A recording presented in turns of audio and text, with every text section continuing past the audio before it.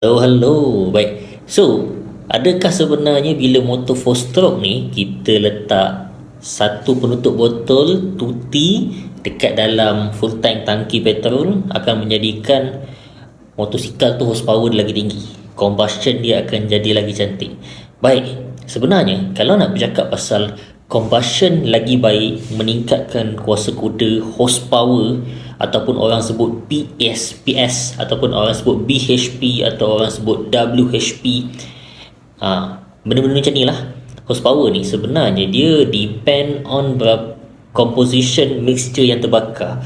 Sebab kita tengok bila orang lumba drag contoh, dia akan ada racing fuel. Dia tak pakai petrol biasa, fuel yang biasa, dia akan pakai racing fuel. Racing fuel tu kalau tengok balik dia round berapa, so kena tengoklah round berapa.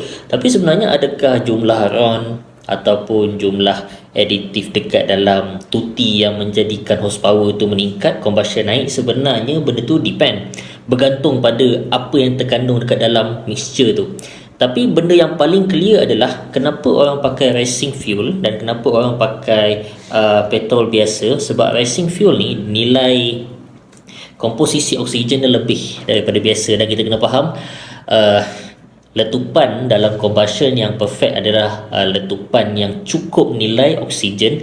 Dan bila ratio pembakaran fuel tu lebih, so kita perlukan juga lebih oksigen, dan dia sangat complicated lah kalau saya nak cakap. Tapi sebenarnya itu perbezaan dia.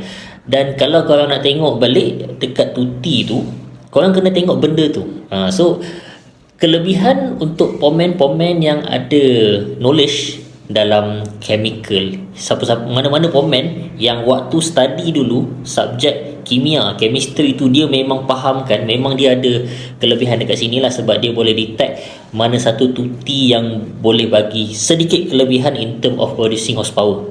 Sebagai contoh, petrol kita dah test dyno, motor ni kalau dengan petrol horsepower dia sekian-sekian. Tapi cuba kalau kita tukar dengan alkohol. Okay, so kenderaan yang menggunakan fuel campuran alkohol, horsepower dia akan lebih tinggi dalam 20 ke 30%, sebab nilai oksigen yang ada dekat dalam komposisi mixture tu lagi tinggi.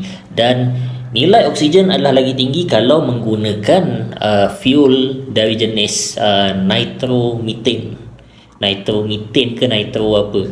So benda-benda yang macam tu, perkataan nitro tu sebenarnya komposisi dia NO3, nitrogen 1, oksigen 3.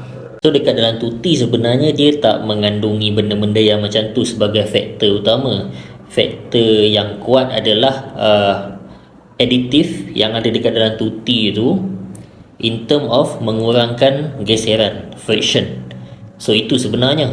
So kalau fully synthetic, minyak dia lagi nipis, minyak dia lagi ringan, dan friction yang akan terhasil lagi kurang. So itu sebenarnya fungsi tuti lah yang sebenar-benarnya. So kalau kata in term of horsepower, asasnya takkan ada perbezaan lah. Kalau kita banding motor ni nak dyno, letak tuti dengan tak letak tuti, asasnya tak ada perbezaan, sama.